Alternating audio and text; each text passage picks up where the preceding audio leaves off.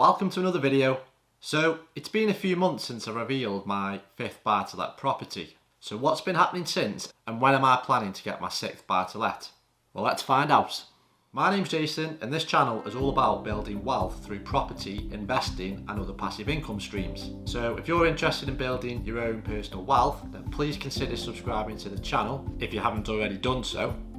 Now my plan for 2021 was to add another 2 buy-to-let properties to my portfolio, and I know that I did a video back in March where I showed you a tour of a house that I brought, which was my 5th buy-to-let. However, I actually purchased that last year and only got the keys this year, so I won't actually count that one as being purchased in 2021. So after I got my 5th, I was eager to get my 6th, but then something happened.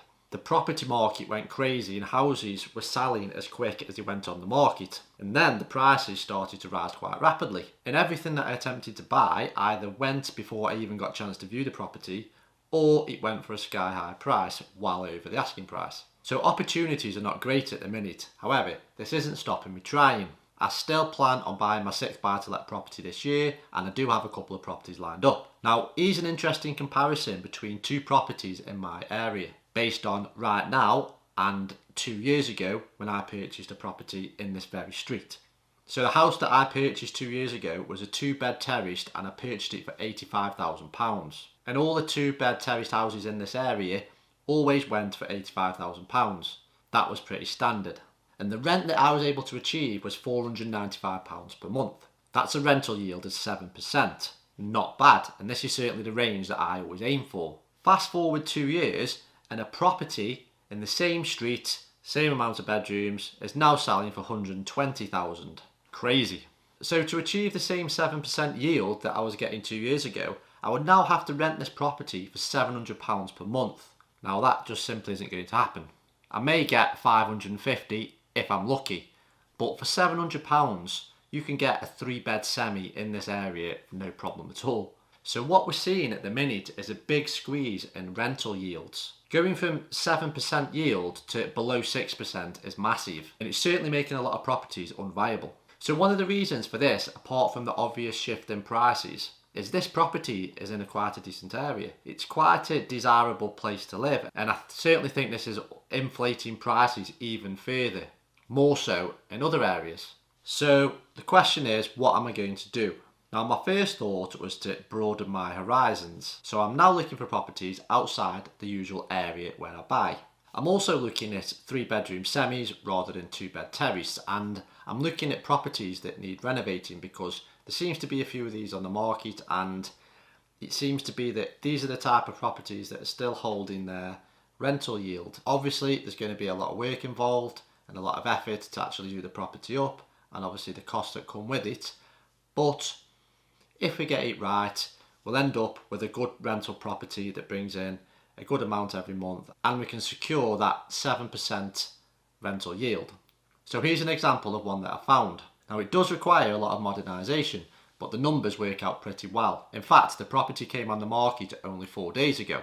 So I'll let you know how I get on with this, because so far this year I've had absolutely nothing. Every property I've inquired about has gone like that, and I barely viewed any properties because by the time I get to view them, somebody's already bought it. So I've just got off the phone to the estate agent, and bearing in mind this property only went on the market 4 days ago, the lady on the phone told me they've had 27 viewings already and a number of offers. Now considering this property only went on the market 4 days ago, it certainly shows the type of market that we're currently in. I mean, I don't know how I'm supposed to compete with 27 other buyers, especially when a lot of them may be first-time buyers or even first-time investors that just want to get involved in property. Now this property is up for £110,000 and it needs a complete renovation all the way through. Now, there isn't actually that much profit in this deal. I'd say once it's all been renovated, it'd probably be worth around £125,000. Now, with a purchase price of 110, that doesn't really leave much profit in this property for somebody looking to flip. So there's certainly not much room for error, and I definitely expect this property to sell for at least £110,000, probably quite a bit more. So for me, I'm just a bit lost for words at the minute, and my plan to buy 2 properties this year is looking very, very unlikely. And to be honest, I may just follow the advice that Warren Buffett says, and that is to be fearful when others are being greedy and to be greedy when others are being fearful. Definitely seems sound advice at the minute. Now, in the 7 or 8 years that I've been investing in properties, never in my life have I seen 27 other viewings and a number of offers on a property literally within 3 or 4 days, especially on a property that's an absolute wreck. I mean, it's just crazy, absolutely crazy at the minute. I'm just glad that I managed to build a portfolio of 5 properties before this point. So what will I do moving forward? Well, I'll certainly continue to look at properties because I like to stay on top of the property market and prices in my area, and I actually also enjoy it. But the way things are looking at the minute, the competition is just way too high and the rental yields are just being squeezed far, far too much. And they're being squeezed to the point where buying a property as an investment is actually becoming an unviable option. And the rental yields are getting squeezed so much that it's becoming unviable to buy a house as a buy-to-let investment. So if you're in a similar position, or you're thinking of buying a property this year, or you maybe have bought a property, or you just give up trying, then please let us know in the comments below.